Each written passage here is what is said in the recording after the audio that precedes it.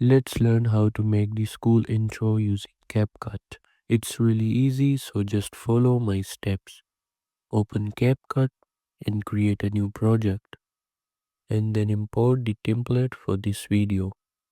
I will leave the template link in the description of this video so you can download it from there. As you can see, this is my video, and the next step is to add the text that we want for our intro. So click here to add the text. I am only going to write intro. Now you can select the font color, style and so on for your text.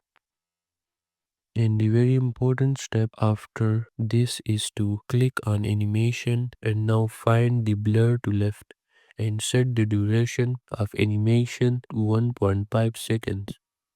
And now the last step is to adjust the beginning of the text. So adjust the start of the text with the smoke template that we have added.